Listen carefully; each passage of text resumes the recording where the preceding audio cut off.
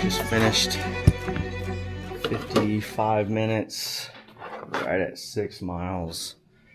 Whew. Today I didn't feel that great. I want to keep the ball rolling. Definitely feel pretty fatigued, but part of what I'm trying to do is learn how to run on fatigue legs. All right, so here's where we're at. You know, still carrying a lot of excess fat. You can see it in my body. Roughly about 205. I've kind of plateaued.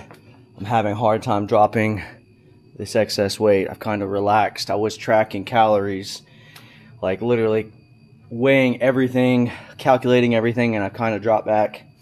I think I need to go back to that method, focus on eating whole food.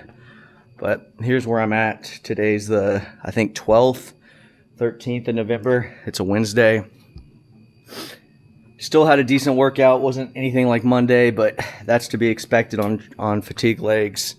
A lot of this is I schedule workouts every 48 hours and I have the option of canceling it. That's kind of my methodology here, is because I'm in base phase, I'm trying not to hit anything. Most days are LT1, so like 2 to 4 hour race pace. So the idea is it's not as hard, it's a little bit elevated, it's beyond easy, but it's more like a medium intensity workout. So that's kind of the idea with this, and why there's such a the frequency is every 48 instead of every 72 hours or more.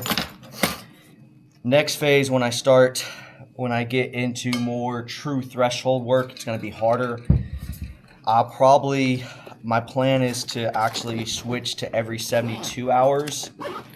So basically the pattern would be workout, easy, easy, workout, easy, easy, workout is the pattern that I'll be following once I get to the next phase, where we'll be doing more threshold work. It's not that we're not doing any threshold work now. Like with the training, what I try and do is each phase has a focus. So like the majority of workouts are the focus of that phase. So like this is base phase, so we're focusing on sub-threshold work right now. We're not getting into threshold. Next phase is threshold work. So it's not that I don't do threshold, and it's not that I don't do VO2 max, but I try to only have a VO2 max or a threshold workout once every 2 weeks. So it's kind of this principle. Steve Magnus talks a lot about this. I firmly believe in this. You see this patternized approach in pretty much every great coach historically, was this principle of you're either building, maintaining, or connecting.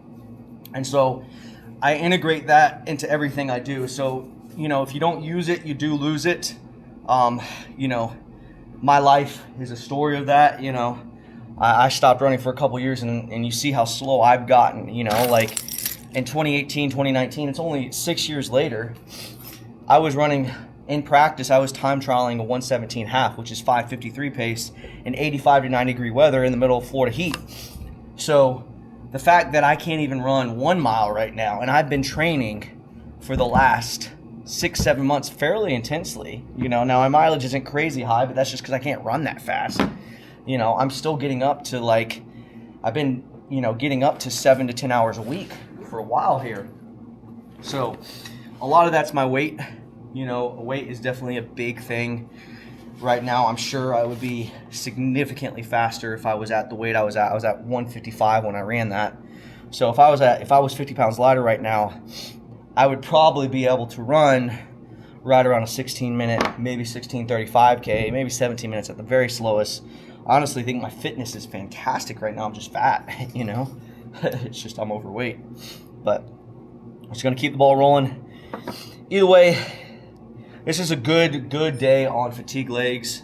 Definitely didn't hit the volume I wanted to hit today, and that was just a timing issue. You know, all this is, you know, my schedule has to be flexy, you know, so like most of my schedule is not set in stone. You know, I kind of got to work around Alyssa and the baby.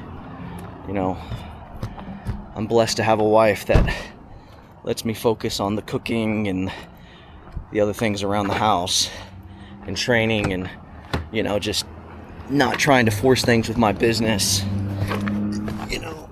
So I'm very blessed to have that, you know. So as a result, I have to be a little bit more flexible with my schedule. My schedule's more just ebb and flow.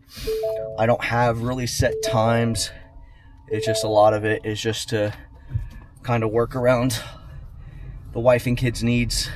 So, which I'm fine with. It allows me to focus on things that are important to me that aren't necessarily driving a lot of income right now. And that's just the